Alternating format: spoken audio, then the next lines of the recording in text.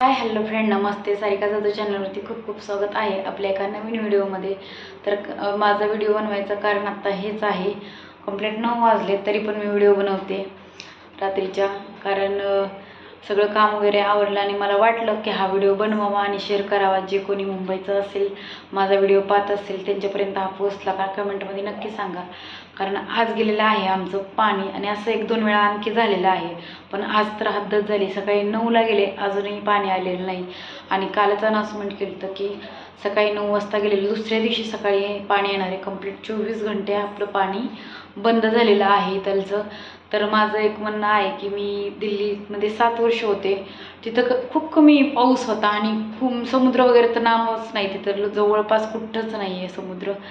तर तिथे इतक्या वर्ष राहून कधी आम्हाला पाण्याची कमतरता भासली नाही. आणि इथं बघा, मुंबईला पाऊसही जास्त असतो आणि समुद्रही जवळ आहे, तरीसुद्धा पाण्याची खूप जास्त कमतरता आहे. आणि तुम्ही म्हणाल तर लोकसंख्या इथलची पण जास्त आहे आणि तिथलची पण, तरी पण पहा. तर आम्हाला पाणी कंप्लीट 24 घंटे बंद आहे. तसं पाहिलं तर जायचं सकाळी आणि संध्याकाळी यायचं, पण आज असं काही झालेलं नाही आहे.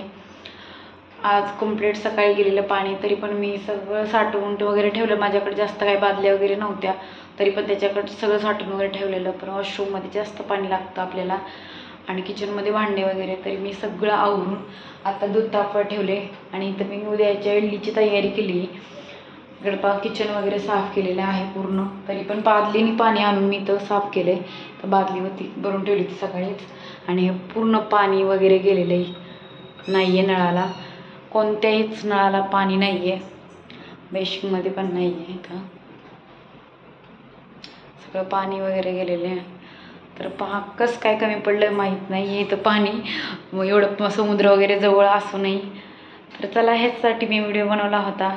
तर असं पण होतं का मुंबईमध्ये, माहीत नव्हतं मला पण, महाराष्ट्रात राहूनसुद्धा. तर चला, हा व्हिडिओ तर इथं सेंड करते. Bye bye. रोज पाणी जायला लागले आणि आज 6 वाजता पाणी आले आहे.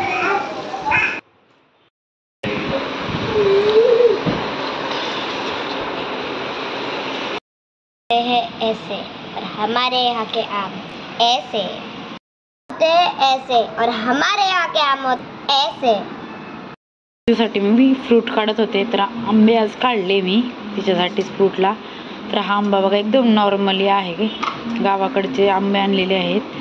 आणि हा आंबा पहा, आता हा कट केल्यानंतर पाहूया त्याच्यात गुठली एक येते का 2. देखो मम्मा डबल वाले आम काट रही है.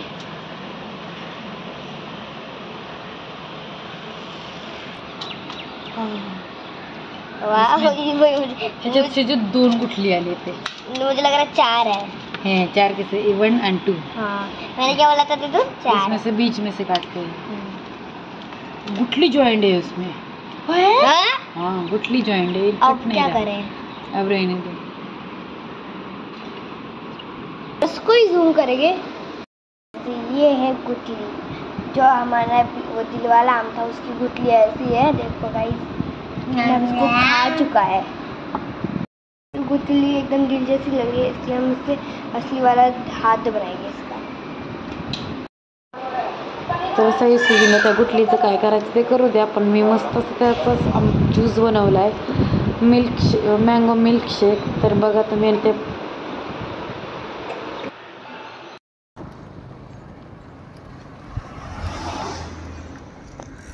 कहाँ जा रहे हो? हैं? हैं? कौन से स्कूल जाते हो?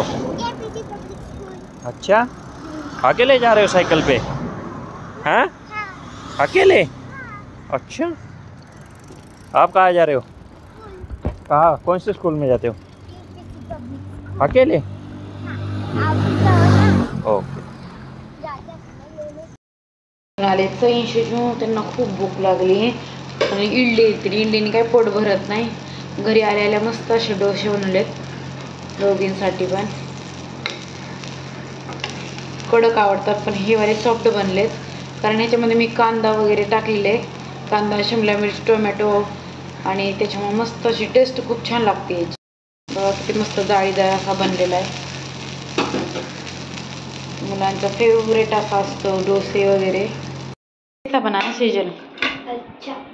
एमी तर इथं घेतलेले आहे मी मिल्क पावडर आणि गॅस चालू केलेला आहे. त्यावरती मी टाकणार आहे तूप. जेवढं मला लागतं मी तेवढं तूप घेतलेलं आहे आणि आता त्याच्यामध्ये मी मिल्क पावडर टाकून पूर्ण मिक्स करणार आहे. मी पहिल्यांदाच मिठाई बनवते तर तुम्ही नक्की पहा. मिठाई बनवायला गेली, मिठाई काय बनली नाही.